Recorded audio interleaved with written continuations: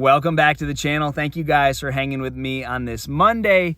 So obviously a swim jig and a chatterbait are very different baits when it comes to noise, vibration, but you have to realize that the silhouette, the profile, and the forage that they are imitating are the same. So a lot of times, for instance, you're on a big grass bed, you're going to be catching 1-to-1 on a swim jig to a chatterbait, but there are some times where one will outperform the other one. I'm going to give you those today.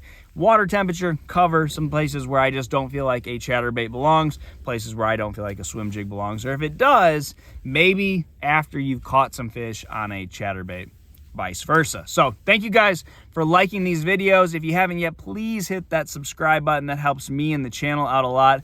Drop me a comment. I love talking fishing, and I know this could get some discussion because my friends that love a swim jig will go to bat for it. They think it's 100 times better a bait than a chatterbait, but those guys still do throw a chatterbait. And me, a big chatterbait guy, I always prefer a chatterbait over a swim jig, but I also do catch a lot of fish on a swim jig. So the first thing I will say, when I'm thinking pre-spawn, chatterbait's the first bait that comes to mind. When I'm thinking spawn and post-spawn, a swim jig is the first thing to come to mind. So that's the biggest difference between the two. That's, if you take anything from this video, that is it. But let's dive into a little bit more specific situations, and we'll start right now, this time of year when the water is super cold, below 50 degrees, frigid. The fish don't have to do a whole lot. They don't have to eat. They don't have to move. I like noise. So a chatterbait being the bait that makes a lot of noise, I prefer a chatterbait over a swim jig. And that's with any baits that I'm throwing when the water is in the high 40s. So if I'm throwing a lipless crankbait, I'm gonna put down those XRKs, the ones that have the tungsten 1 BB in them, that I think the fish kind of feel through their lateral line. I'm gonna go with the one that has all the little BBs, a lot louder, the XRs, your rattle traps, stuff like that. Make a lot of noise. Same thing if I'm flipping a jig, I'm going with the Denny Brauer Premier Pro Model jig. It's got a rattle on it. I think noise is very important when you have water that's colder than 50 degrees. Now, when we get into warmer water, you know, that swim jig is going to be much more of a player for me on all types of cover. But the chatterbait still is going to be right there with it. So I'm going to probably throw both of them.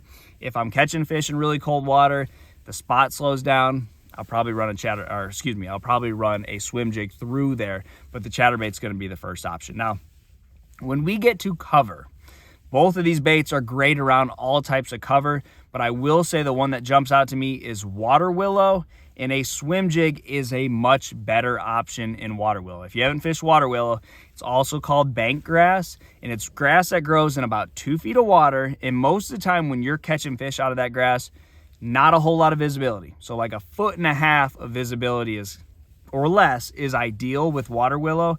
And a swim jig is a much better option because you need something that's a little more streamlined, a little more weedless, and you can fish it super slow.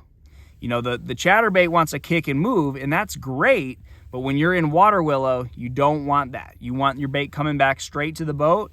You want it pulsing, you want it floating, but you don't want it to be kicking around catching grass. You want it to come straight back to where you're coming because you're typically swimming it through little lanes in the grass.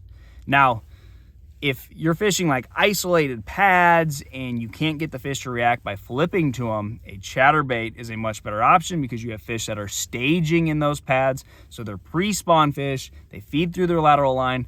A chatterbait is a great option. To just bang it off the side of lily pads, perfect. Isolated cover in the pre-spawn, I'm always going with the chatterbait. But when you're in that water willow, you don't want that bait to just sink to the bottom and get bogged down in the grass. That's what will happen with the chatterbait.